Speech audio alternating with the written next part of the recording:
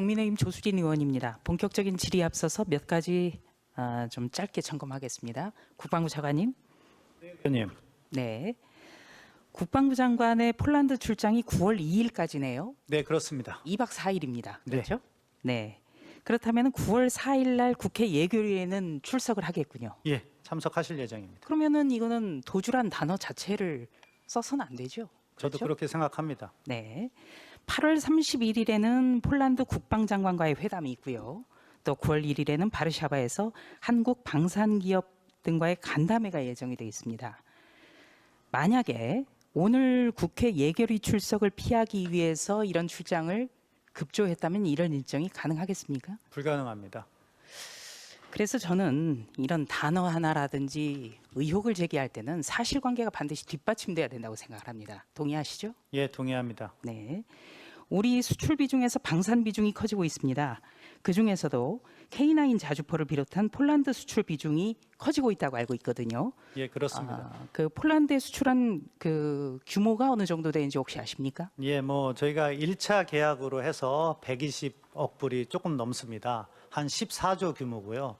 그다음에 지금 현재 논의 중인 2차 계약은 제가 특정 금액을 미리 말씀드릴 수는 없지만 그것은 그 이상의 지금 협상이 진행되고 있습니다. 따라서 지금 장관님의 방산 수출을 위한 출장은 대한민국 국익에 매우 기묘하다고 생각합니다. 네. 국익 그리고 우리 차관님의 설명을 듣고 있어 보니까 이 우리 무기 체계의 후속 수출 계약을 위해서라도 이번 출장은 중요하다. 이렇게 정리할 수 있겠군요. 예, 그렇습니다. 이 폴란드라는 나라 자체가 지금 방산 수출에 있어서 전략적으로 매우 중요합니다. 폴란드에 수출하는 그 금액뿐만 아니라 폴란드 수출을 우리가 털을 잡으면 그것이 유럽 진출의 교두보가 될 수 있습니다. 따라서 이번 폴란드 출장은 정말로 불가피한 일이다. 그렇게 말씀드릴 수 있겠습니다. 네. 오늘 아침부터 질의응답 과정을 지켜보니까 어떤 문제 제기를 위해서는 객관적인 사실관계에 입각해야 된다. 이 점을 좀 중요하게 생각해야겠다. 다시 한번 느낍니다. 고맙습니다. 그리고 국가보훈부 장관께도 좀 짧게 질의를 하죠. 예, 국가본부 장관입니다. 네.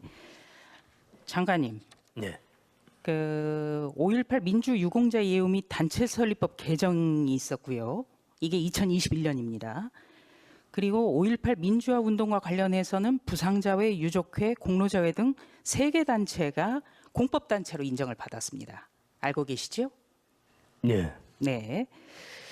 그런데 이 황일봉 5.18 부상자회 회장이 이 정율성 공과 관련해서 5.18은 공산주의를 찬양하기 위해서가 아니라 헌법을 지키기 위해서 투쟁했다. 이렇게 비판을 했거든요. 어떻게 보십니까? 뭐 저도 동감입니다. 그 5.18 정신은 우리 대한민국의 민주화 정신이고 그때 말하는 것은 자유민주주의를 지키기 위한 것이기 때문에 마찬가지로 우리 6.25 때 자유민주주의를 지키기 위한 그런 참전 용사들과 생각이 똑같다고 봅니다. 네. 저는 이 5.18 부상자회 회장의 말씀을 굉장히 깊이 있게 들었는데요. 국민 세금으로 공원을 만든다는 것. 그렇다면 더더욱 국가관에 입각해야 되지 않겠습니까? 그렇지 않습니까? 그렇습니다. 이거는 광주나 광주 시민을 폄훼하는 것과는 완전히 거리가 먼 것이죠. 그렇죠? 그렇습니다. 광주 또 호남은 대한민국의 보루고 호국의 본산입니다. 역사적으로. 그래서 정말 뭐 독립 정신 또 호국 정신, 민주화 정신 세 가지 통틀어 보더라도 그런 정율성 역사 기념 공원을 만든다는 것은 광주 시민을 못 오가는 것입니다. 네. 정율성 공원과 관련해서요. 그 연평도 포격 도발로 전사한 서정호 하사에 묻히는 이런 이야기를 했습니다. 광주 정신의 모독이다. 바로 이것 역시 국민 세금으로 국가관에 투철해야 된다. 이런 당부를 하고 있는 것 아닌가? 저는 이렇게 봅니다. 법무부 장관에게 좀 질의하겠습니다. 장관님, 라임 사태는 1조 원대 규모의 펀드 환매 중단으로 인해서 선의의 투자자들에게 막대한 피해를 입힌 대형 경제 비리 범죄입니다. 그렇죠?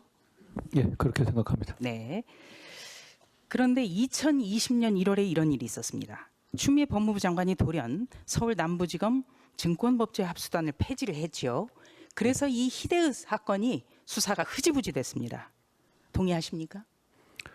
뭐 개별 사건을 그렇게 완전하게 인과관계 연결할 수 있을지 모르겠습니다만 당시 상황에서 이 합수단을 폐지한 것은 정말 말도 안 되는 일이었다고 생각합니다. 왜냐면요, 이 시점이 문재인 정부와 더불어민주당 인사들이 연루됐다는 의혹이 불거졌기 때문이에요. 그런데 수사단이 폐지가 됐거든요. 그런데 최근 추미애 전 장관이 이런 주장을 했습니다. 전관 검찰과 금융계의 카르텔로 범죄의 온상이 돼버려 합수단을 폐지했었다. 전관 검찰과 금융계의 카르텔, 문재인 정부와 더불어민주당이 연루됐다는 이것과 어떻게 연결이 되는 것이죠? 그냥 갖다 붙인 소리라고 생각합니다. 네. 지난주죠. 금감원이 라임 자산 운용을 재검사한 결과를 발표했는데 이 결과 발표가 굉장히 커다란 파장을 일으키고 있습니다. 왜냐하면 대규모 환매 중단 선언 직전에 국회 부의장을 지낸 4선 의원 등 유력 인사들이 투자한 펀드에 환매 자금을 마련하기 위해서 다른 고객들이 투자한 펀드 자금을 불법적으로 끌어다 썼다는 내용이었거든요. 그렇다면 한마디로 특권층의 손해를 줄이기 위해서 서민을 등친 겁니다. 동의하십니까?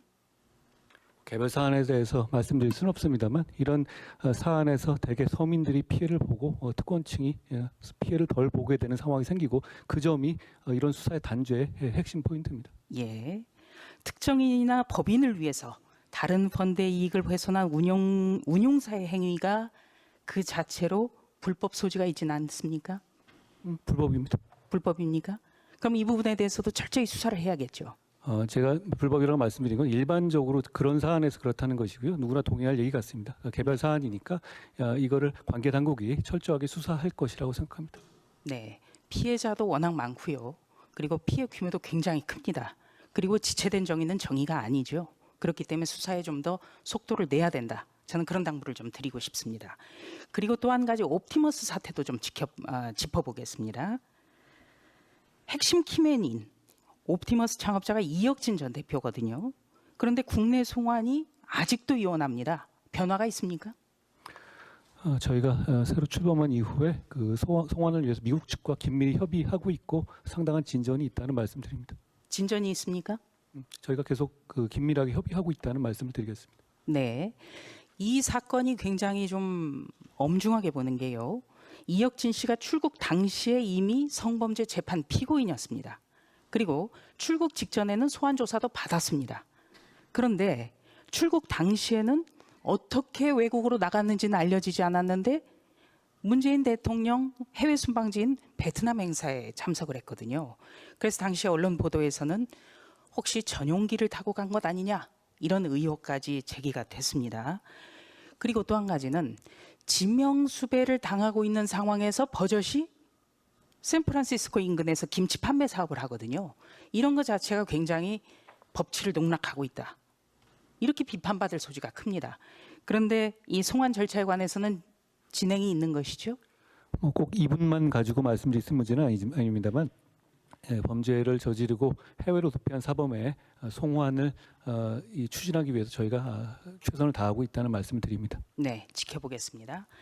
다음엔 한덕수 국무총리께 좀 질의를 하겠습니다. 총리님, 지난 24일 일본 정부가 후쿠시마 오염수 해양방류를 실시를 했습니다.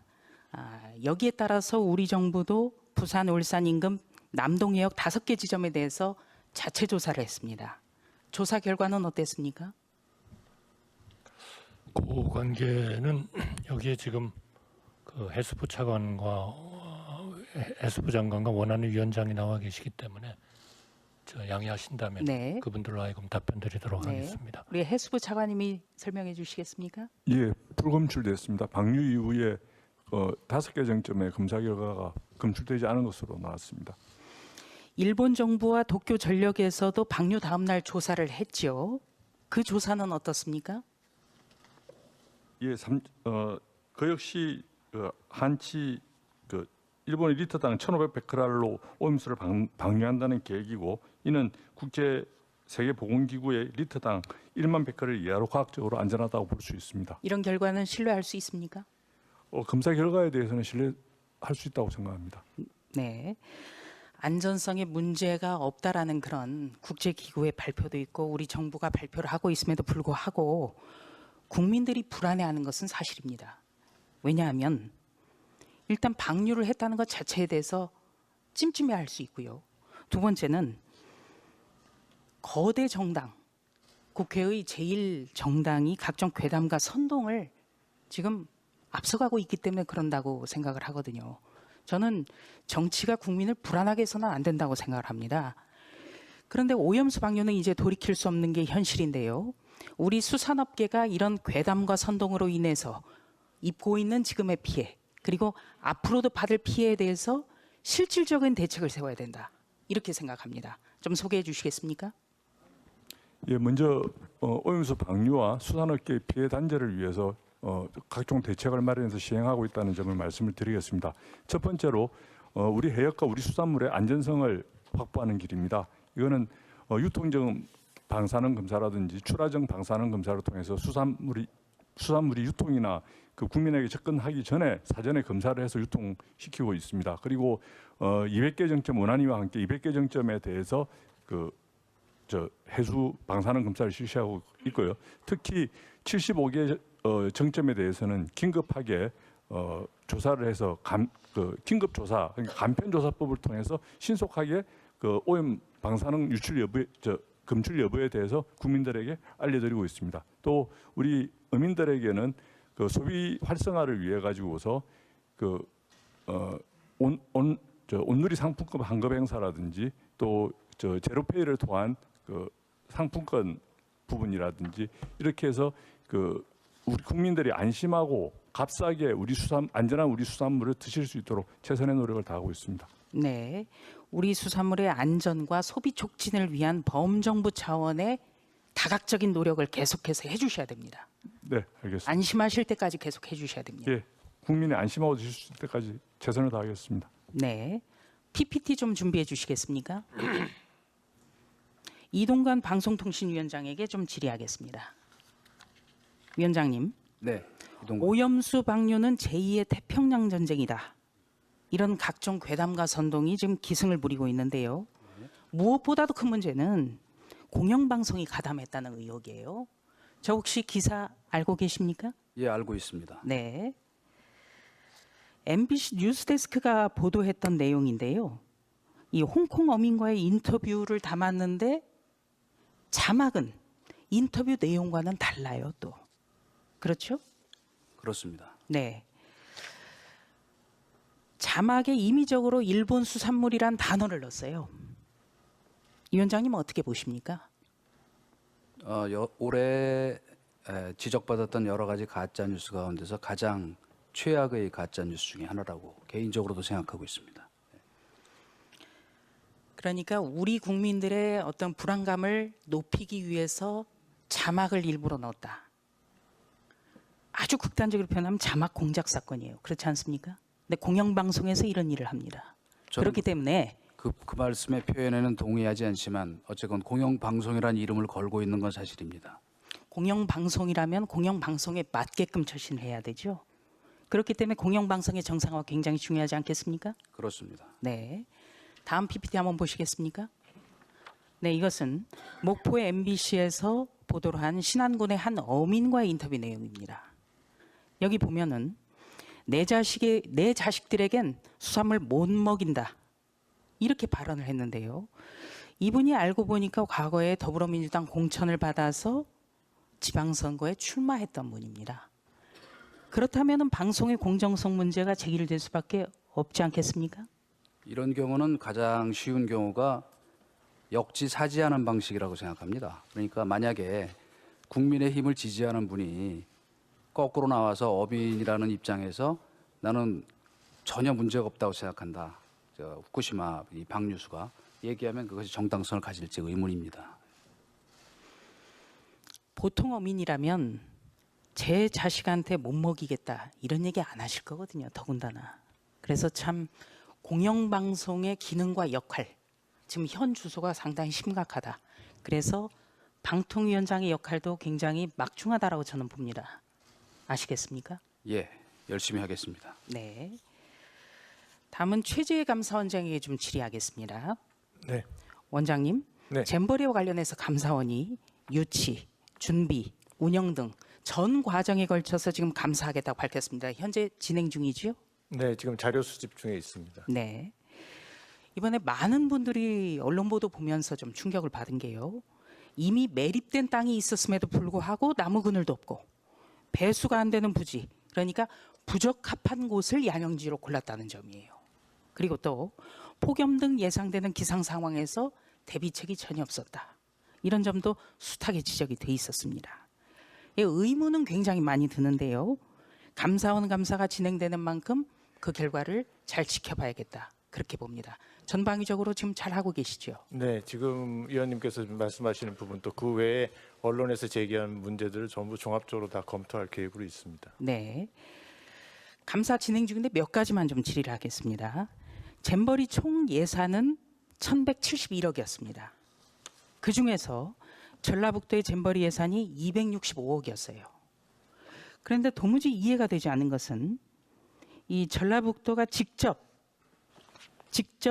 맡은 사업의 집행률이 60%였습니다. 잼버리 시작 전까지.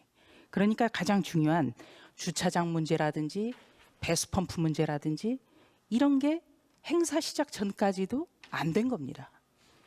그래서 주차장이 12월에 돼야 준공이 된다는 겁니다. 이거 굉장히 큰 문제 아닙니까? 네, 그런 문제까지 포함해서 저희들이 감사를 철저히 해서 나중에 결과가 나오면 보고를 드리도록 그렇게 하겠습니다.